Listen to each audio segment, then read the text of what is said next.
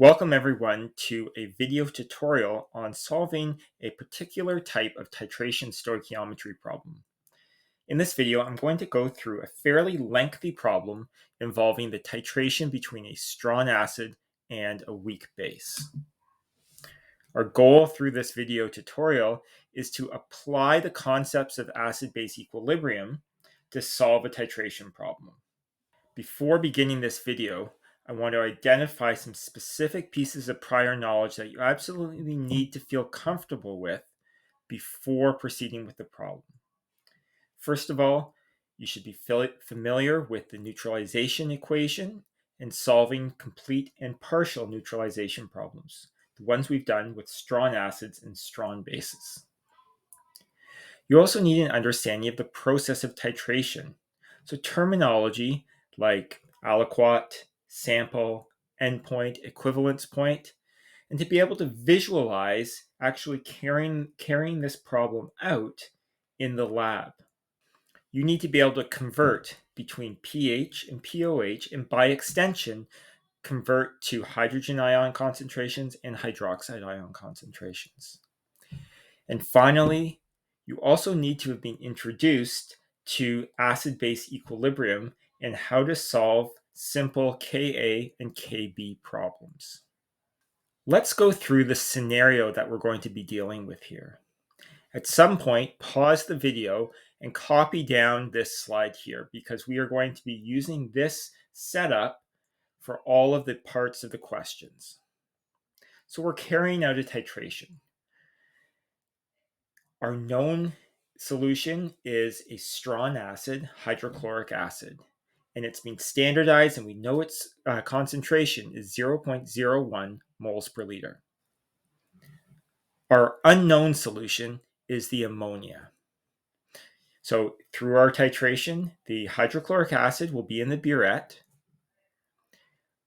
For each trial, we'll take a 10 milliliter aliquot of the weak base NH3, place it in a flask, add an indicator, and keep adding the acid to the base until we reach the end point of titration, which, as you remember, is the first sign of the color change. When we reach the end point of titration, that's indicative of reaching the equivalence point, the point at which the moles of hydrogen ions is equal to the moles of hydroxide ions. So what we found through this titration is that 25 milliliters of hydrochloric acid is required to reach the endpoint. With that information here, let's solve for the concentration of the unknown base. Here I've written out our base NH3 and our acid HCl. In order to solve for our unknown concentration, we are going to use the neutralization equation. Let's write out our given values and our unknowns. Here I've written out the given information. I've also written out the neutralization equation. Just make a note that even though NH3 does not have any hydroxide ions, it's monobasic, as in it will react with one water molecule to produce one hydroxide ion. So it's in a 1-to-1 ratio. So we'll just call it having one hydroxide. Our unknown is the concentration of the base. So let's rearrange this equation, plug in our values, and solve for our unknown. The concentration of ammonia is 0.025 moles per liter. Let's summarize what we just saw in that first part of the question. The neutralization reaction itself is a complete quantitative reaction, and that doesn't matter whether there is a weak acid or weak base present, which means we can use the neutralization equation to solve for unknown concentrations or volumes, whatever it might be, regardless of whether we have a weak acid or a weak base. The difference in this type of problem is going to come in after we've completed the neutralization and trying to see what happens when we've got some of these ions present in solution and how they interact with water. This is where we'll start to see the weak acid, weak base equilibrium come into play. Let's look at a problem here where we'll be introduced to that. We've solved for the concentration of the NH3. Let's go back through the process of titration and determine the pH of the sample solution, the NH3, at different stages throughout the titration. The three stages we're going to look at are before any of the HCl has been added, halfway through the titration, and once we've reached the equivalence point. So in this question here, let's find the pH of the NH3 sample before any HCl is added. I'm going to switch over to the whiteboard now, and we'll solve this problem. In this problem, we are trying to determine the pH of a weak base solution. This problem here, even though it's explained as a titration problem, this is really a KB problem that we've seen before. Up here in the right-hand corner, I have a little diagram of my flask. There's my NH3 solution. I have 10 milliliters of it. And if we have a weak base and we want to find the pH, what we need to do is write out the base dissociation equation and use our equilibrium law to solve for the equilibrium concentrations. Let's start off with the chemical equation. Remember that when we're dealing with acid-base equilibrium, we're always looking at the same reaction. A weak acid or weak base interacting with water to produce hydroxide or hydronium ions. I've set up my ice table here along the left-hand side, and let's plug in the numbers that we know. From part A, we found that the concentration of NH3 is 0.025 moles per liter. Now let's fill in the rest of the ice table. Remember that ice tables for Ka and Kb problems often look very similar. Next step, let us write out the Kb expression and solve for our unknown. I've written out my Kb expression and I have substituted in my equilibrium values. Here I have my equation, and we need to solve for x. But I notice that my initial concentration is much higher than the Kb value. That indicates I might be able to simplify this equation by assuming that the change from my initial concentration of 0.025 is insignificant. That's our 5% rule. We are going to assume that the percent ionization is less than 5%. Here's my simplified equation. And now it's just a matter of solving for x. And since we've simplified it, we no longer need to use the quadratic formula. So let's rearrange and solve for our x. We've solved for x here. And remember that since we made this assumption, we need to verify the assumption. Solve for the percent ionization, which is equal to the concentration of hydroxide ions at equilibrium, which is what I just solved for, divided by the initial concentration of the base. And I'll express it as a percentage here. When we solve for this value here, we see that the percent ionization is equal to 2.7%. And since the percent ionization is less than 5%, the assumption that we made is valid. Remembering that if we verify the assumption and we get a percent ionization of greater than 5%, we need to go back to that previous step before making that assumption and solve for x, usually using the quadratic formula. The question asks to determine the pH. I'm going to find the pH by first finding the pOH.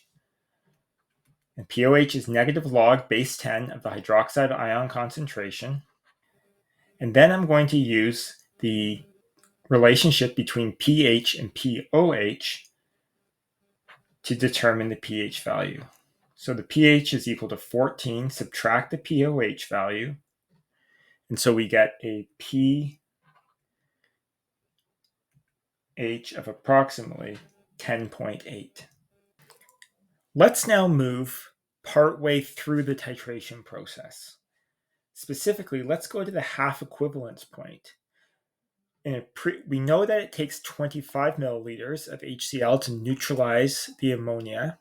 So halfway to the equivalence point means that we've added half the volume there. So let's determine the pH after 12.50 milliliters of HCl has been added. For solving the problem, we're going halfway to the equivalence point. Let's first start to think about what's going to be left in the solution when we're only halfway to the equivalence point. So we've added a small amount of acid to some base, but we have not neutralized the base, which means that halfway to the equivalence point, we're going to be left with some ammonia. We saw in the previous problem, in order to find the pH when we've got a weak base in solution, we have to look at that equilibrium reaction. So here I've written out the same equilibrium equation as before. And what we need to do is figure out what the initial concentration is of any of these species which are present.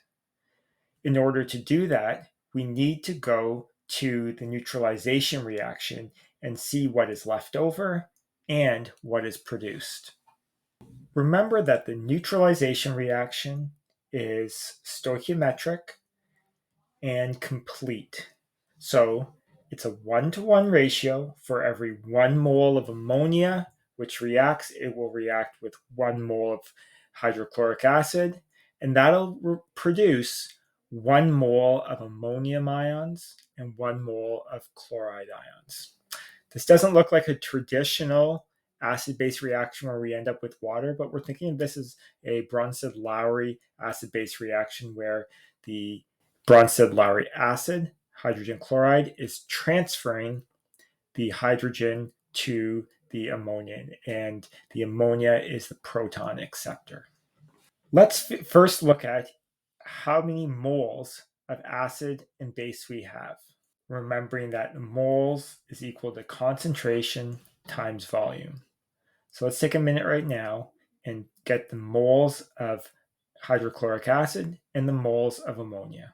Not surprisingly, we see that we have more moles of base than we have of acid. Not surprisingly, because we've only gone halfway to the equivalence point.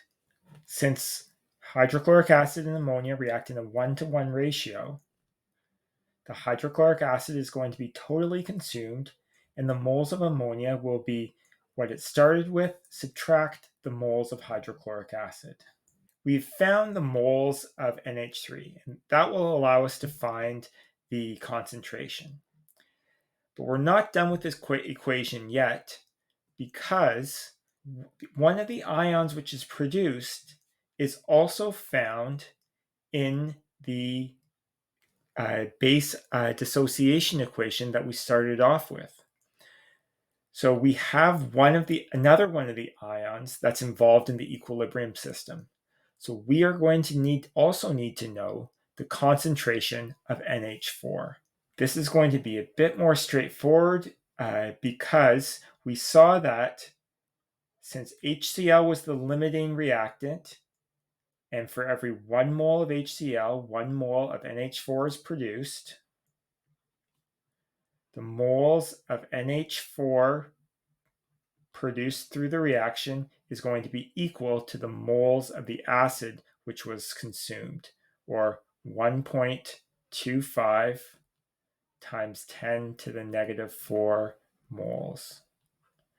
And we'll just note here that in this special circumstance, the moles remaining of the weak base is equal to the moles produced of its conjugate acid.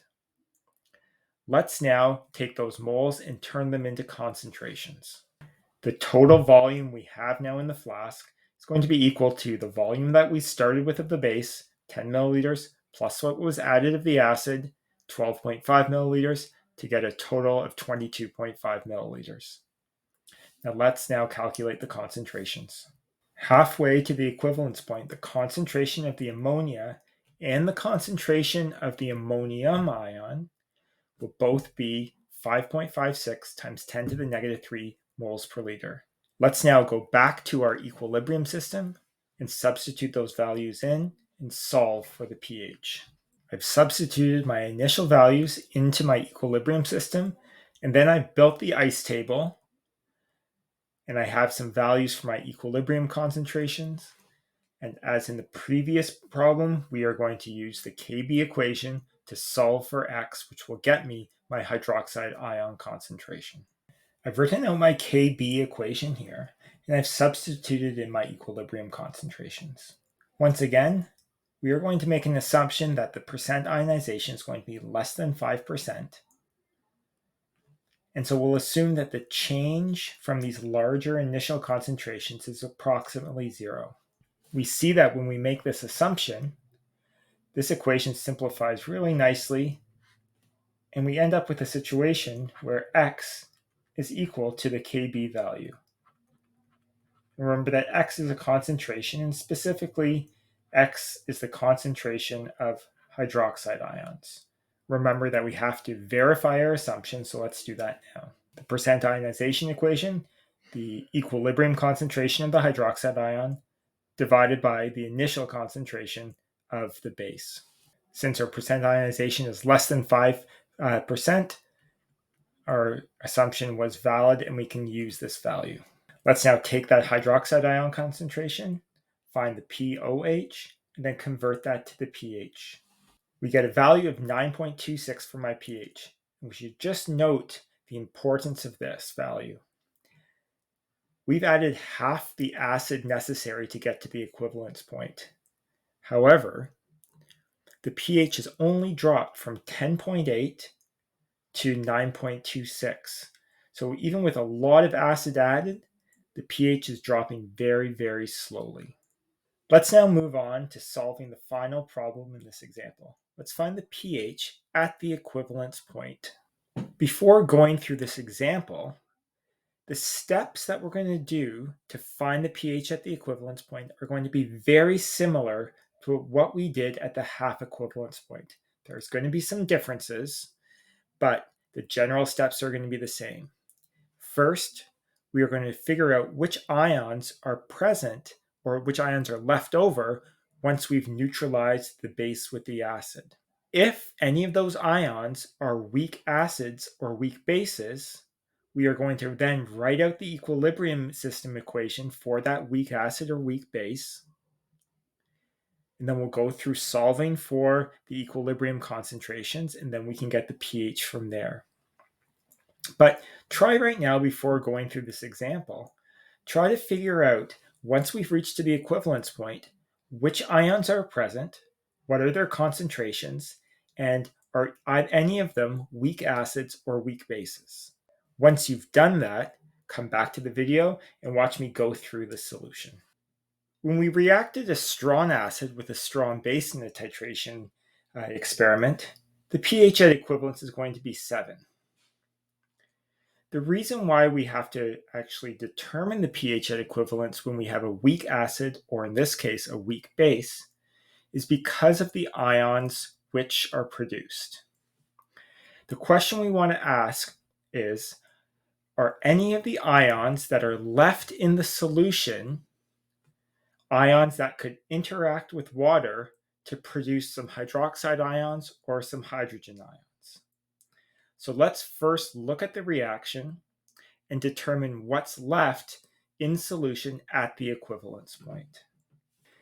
Now, by definition, at the equivalence point, we've consumed all of the base in the acid. So there's none of that left. Since this is a 1-to-1 to 1-to-1 ratio, for every 1 mole of ammonia which reacts, we are going to produce 1 mole of NH4+, the ammonium ion. And same with the chloride ion. At the equivalence point, there are 2 ions left in solution, ammonium ions and chloride ions. Let's see if either of those ions could potentially react with water. Let's start with the chloride ion. What's going to happen with water? Well, potentially, there could be a Bronsted-Lowry reaction where the water donates a hydrogen back to the chlorine, and we reproduce the hydrogen chloride or the hydrochloric acid molecule. And that would produce some hydroxide ions because water will have lost that hydrogen. Now, this reaction here, in fact, cannot happen. I know that because hydrochloric acid is a strong acid. It dissociates completely, which means that the reverse reaction is the only thing that happens here. There is no reversible reaction. There's no driving force for the chloride ion to react with the water to reform the hydrochloric acid. Next, let's look at the ammonium ion. Well, ammonium could donate its hydrogen to the water and reform the ammonia ion. In this case, we are going to form some hydronium ions. Well, we know this is possible because we know that ammonia and ammonium are weak acids and weak bases. So this is going to be the system that we have to consider. So just to recap, we looked at the ions that were left in solution. Ions that are the conjugate of a strong acid or a base, like the chloride ion, will not react with water. Ions like the ammonium ion, which are the conjugate of a weak base or acid, like the ammonium ion, will recombine with water, and that will shift the pH in the acidic direction in this case. Let's rewrite this equation and solve for equilibrium concentrations. I've rewritten the equilibrium system that we're interested in, and I have determined the concentration of the ammonium ions. Just like we did in the previous part of the question, we took the moles that we had of the ammonium, and then we divided it by the new volume. In this part here, the total volume is the volume of the acid plus the base, which will be 35 milliliters. I substituted my concentration as my initial concentration here, filled in my ice table, and now we're ready to solve for our equilibrium concentrations. We're producing hydronium ions here, and so this is a Ka reaction. Before proceeding, we actually need to do a side calculation and determine the Ka value for the ammonium ion. Recall that we were given the Kb value for its conjugate, ammonia, but we don't know the Ka value for ammonia. The relationship that we need here is Ka multiplied by Kb is equal to Kw. Recall that Kw is equal to 1 times 10 to the negative 14. And from our previous parts of this question, we know that the Kb for ammonia is 1.8 times 10 to the negative 5. Let's now take that Ka value and substitute into the equation, solving for x. We have solved this problem many times now in this example. So why don't you pause the video right now and try to solve for x using the same process that we've used in the previous steps. Okay, I've written out all the steps together at once now. As I've said, we've done this 2 times already, so let's just go through these a little more quickly. We assumed the 5% rule to assume the change on the denominator was insignificant. And we do that because the initial concentration was much larger in magnitude than the Ka value. We rearranged and solved for x, which is my hydronium ion concentration. Before proceeding, I checked the percent ionization. And when you plug in the concentration of the hydronium ions divided by the initial concentration of the acid, we get a percent ionization of 0.03%, which is obviously less than 5%. Therefore, the assumption is valid and we can use this value for our hydronium ion concentration. I now use the pH formula to solve for the answer, and we find that at equivalence, the pH of the solution is 5.7. Let's finish off here by summarizing this last example where we were trying to find the pH at the equivalence point. The pH at the equivalence point, when a weak base is titrated against a strong acid, will be acidic. The pH will be less than 7.